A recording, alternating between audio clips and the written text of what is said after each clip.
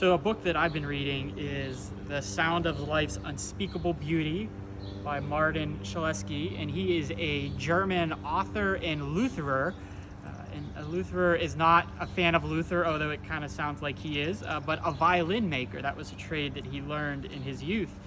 And he writes this book, which is just, from an aesthetic point of view, it is just a beautiful book. And it's visually quite appealing, and the language of it is just incredibly beautiful as well, even in the translation from German.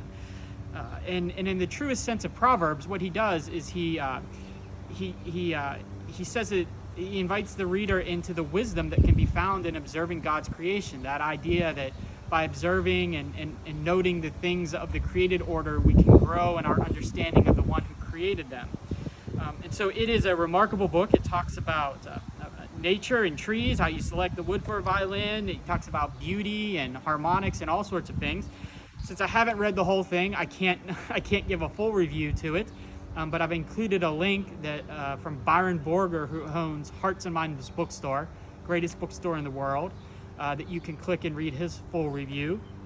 And I would really encourage you, if you're interested in the book, to order it from his bookstore. But I wanted to just read you a short section of it that will hopefully entice you a little bit. So now the seedling has pushed its roots into the ground. The life within it begins to emerge. The leaves are next to unfold. Here is another lesson about communal life, one that seems to contradict common sense. Roots not only nourish the tree, but need nourishment from the leaves as well. That is the two-way system found in all wooden trunks. In the wood's vascular tissue, water and mineral nutrients climb up out of the roots. A sugar solution in turn travels from the top into the outer layers to the base fibers and back down to the roots. This process describes the secret of a truly spirit-filled community. If the roots were to keep all the water all to themselves without passing it on, that would be the death of the leaves. By the same token, if the leaves were to keep the light all to themselves and not pass it on, the result would be the death of the roots. To take, but not to give, is a form of suicide. When the leaves allow the roots to die, or the roots the leaves, they are killing themselves. The gift found in the roots and the leaves could not be more opposite. The one's bored down deep in the earth, the other stretches out toward the light. But both remain true to their character. To be true to oneself does not mean to be true only to one's gifts, however, but also to the task associated with that gift. The roots are searching in the depths for water, and the leaves are opening up to the light. Water and light are vivid biblical images for the presence of the Holy One.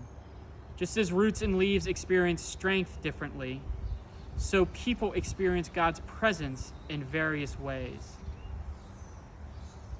They will hear his claim upon their existence differently and will care for others in diverse ways. They will treasure different things and be overwhelmed by different challenges. But what connects them is the dichotomy of living from each other and for each other. Roots and leaves each exist wholly in their own element, while each allows the other its uniqueness. Neither tries to be everything all alone. They resist the pride of being only givers or receivers. In their diversity, they do not merely tolerate living next to each other. Rather, they consciously live for each other. They understand that diversity is not simply an aesthetic luxury, but is vital for life itself. The sound of life's unspeakable beauty.